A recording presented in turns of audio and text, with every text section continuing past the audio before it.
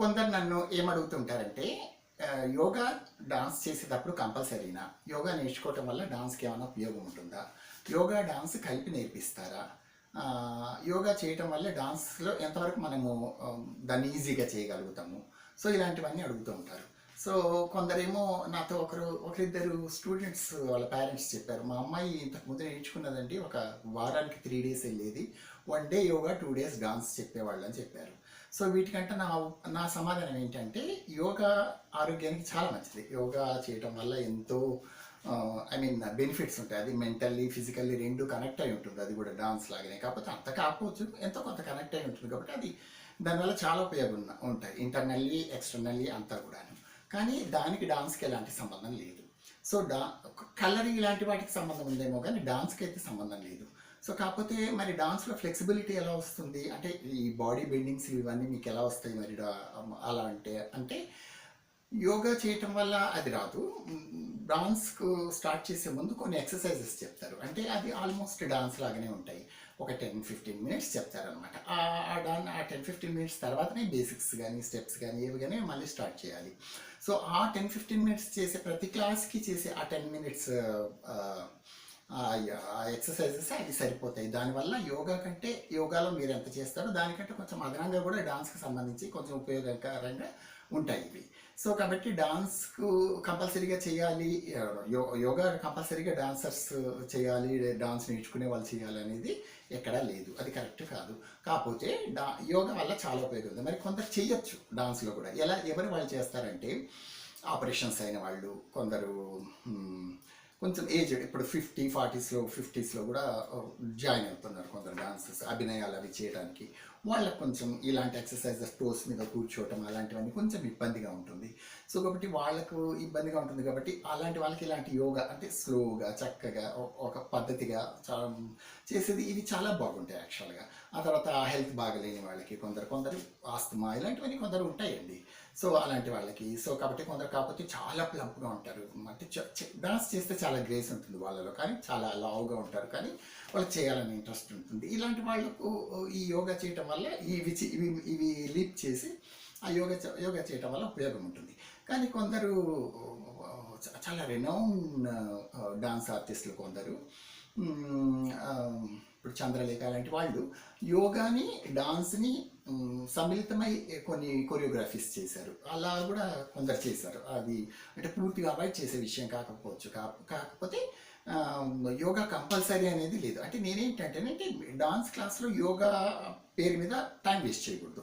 ఇప్పుడు everyday 5 days క్లాస్కి వెళ్ళే వాళ్ళకి ఒకరోజు యోగా చేస్తే, లేకపోతే ఒకరోజు కూర్చొని సంగీతం పాడుకుంటే అది పర్వాలేదు అనుకుంటా. ఈవెన్ మా స్టూడెంట్స్ నేనైతే పాట కూడా ఆ క్లాస్లోనే నేర్పించి మళ్ళీ డాన్స్, ఏది కూడా ఒక పాట కొరకు ఒక క్లాస్ అని కానీ, ఒక యోగా కొరకు ఒక క్లాస్ అని కానీ, ఎక్సర్సైజ్ కొరకు ఎందుకంటే ఒక క్లాస్ వేస్ట్ కాకూడదు.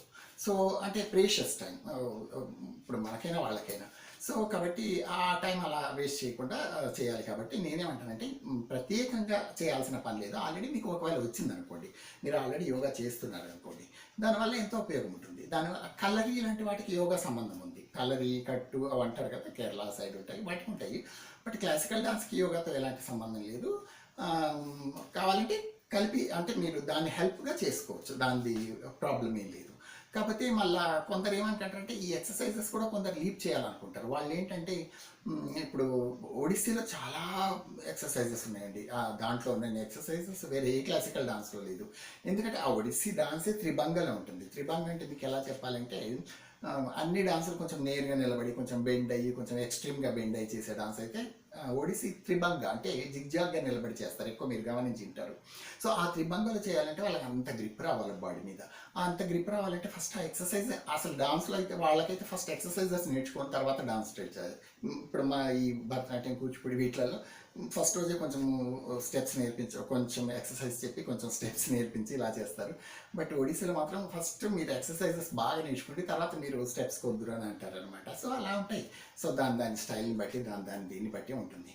సో కాబట్టి ఈ యోగా చేయటం వల్ల డాన్స్ అనేది ఏమని చెప్పాను ఇంతకుముందు, ఫిజిక్కి మెంటల్లీ కనెక్ట్, ఫిజిక్ బాడీకి మైండ్కి బాడీకి కనెక్ట్ అయి ఉన్న ఒక ఆర్ట్ ఇది.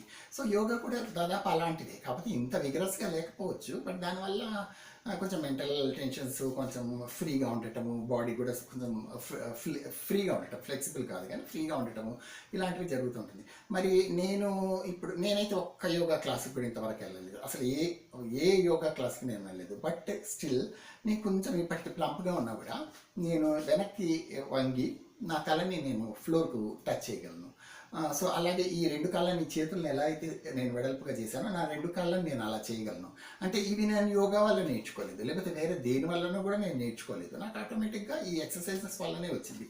ఈ ఎక్సర్సైజెస్లో అవి కూడా కొంచెం పార్ట్, అంటే ఒకే క్లాస్లో అన్నీ రావు, కొంచెం కొంచెం కొంచెం చేస్తూ ఉంటే అది వచ్చేస్తుంది. సో ఒక విధంగా నాకు అంటే నేను చిన్నప్పుడు సర్కస్ అంటే కూడా నాకు చాలా ఇష్టం ఉండేది. అవి కూడా చూసి కొంచెం నేర్చుకోవటం వల్ల కూడా నాకు ఇది అంటే అది కూడా కొంచెం హెల్ప్ అయింది అనుకుంటున్నాను. అండ్ ఎందుకంటే చాలామంది నా స్టూడెంట్స్ కొందరు ఇప్పటికీ వెనక బెండ్ అవ్వరు, అంటే గోడను పట్టుకొని బెండ్ అవుతారు. సో వాళ్ళు అంతా పాపం వాళ్ళు ట్రై చేస్తారు, ట్రై చేయరని కాదు, బట్ అట్లని అది కంపల్సరీ అని ఏం కాదు. ఇప్పుడు స్నేక్ డాన్స్ ఇలాంటి వాటికైతే అవి చేయాల్సి ఉంటుంది కాబట్టి ప్రతి డాన్స్కి అది అవసరం లేదు. సో కాబట్టి యోగా అనేది చాలా అవసరం, చాలా మంచిదే. బట్ మీకు ఆల్రెడీ మీరు యోగా నేర్చుకుంటుంటే మీరు యోగా చేయండి. యోగాతో పాటు మీకు డాన్స్ కూడా ఇంప్రూవ్ అవుతుంది, ఎందుకంటే మీకు ఆఫ్టర్ ఆల్ మీరు చేసేది యోగా అనేది బాడీ కొరకు, సో బాడీ మోస్ట్లీ.